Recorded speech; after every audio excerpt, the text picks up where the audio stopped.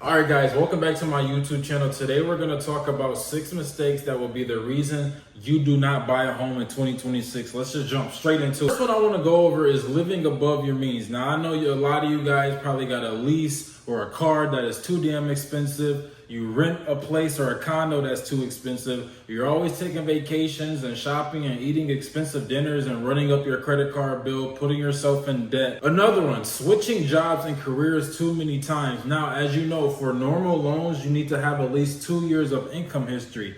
Let's say 1 year you work at Ford Motor Company and then the next year you open up a business and now you're self-employed. Those are 2 different incomes, 2 different careers. So if you're switching jobs, you need to make sure that you're getting paid the same. So for example, let's say you work at Ford Motor Company, you're getting a salary pay, and you switch jobs and you're working for another company, but you're still getting salary pay. Those 2 incomes are like the same, so that's gonna work. Just because you switch jobs, it's not gonna restart because you're still getting salary pay. Another one, not investing into your credit. So there's a lot of you that got maxed out credit cards, you got collections you need to pay, charge off, increase. Guys, credit is one of the biggest things that is going to come into play when you're trying to buy a house. By investing into your credit, I mean paying down your credit cards, settling your collections for less, getting them deleted, maybe partnering with a credit repair specialist so they can remove the charge off, the repos, the increase off your credit report, because that is the biggest thing that's really going to matter when it comes to getting approved for a loan to purchase a house. Another one is working with the wrong people. Your realtor is trash. Your loan officer is trash. Your title company is trash. Make sure you're partnering with a realtor that actually knows what they're doing. They know how to write offers. They know how to search the MLS and send you the properties that you like. Your loan officer is trash. He barely knows his own programs, his rates and terms. Maybe there's a program out there that is going to be the reason on why you buy a house. Maybe, he doesn't have that program, or maybe he doesn't even know about the program and he can't even get you approved for the house. That's why over here we make sure we study our things top to bottom. So make sure you're working with the right people, because that is going to be a huge reason on why you're being successful on buying a home in 2026.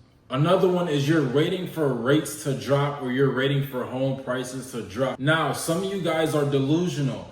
2020 rates will probably never come again. You're waiting for rates to drop to 2-3%. You're just going to be sitting on the sidelines, probably renting for a very, very long time. Okay? We're in the market that we're in. We cannot control it. We just got to work around it and hop over obstacles. Okay. So homes appreciate on average about 3 to 5% a year. So homes is just going to keep getting expensive, and rates are going to do what they want to go do.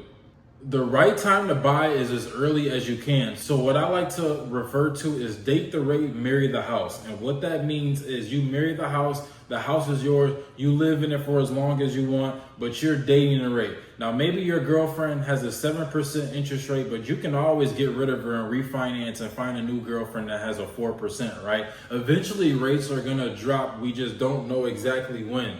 So don't lose out on a house because of the rate. Purchase the house as early as you can, whether it's a 6-7%, high fives, whatever it is, because a year, 2 years down the line, you can just refinance, cut your rate in half, and lower your payment by $400, $500, $600, $700 a month, because you refinance. Now, last but not least, being misinformed by outside sources, so like the internet, websites that aren't even verified, or just influencers that's giving you wrong information. Do your own research. Talk to actual real estate professionals.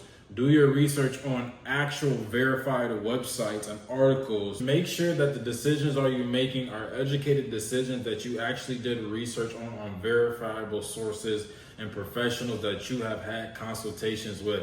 And that is going to end the video. Hopefully that you guys don't make any of these mistakes. If this video helped you, or you learned anything new, or you feel like this was helpful at all, make sure you like, subscribe, comment, share, all that good stuff. And I'll catch y'all on the next one. Peace.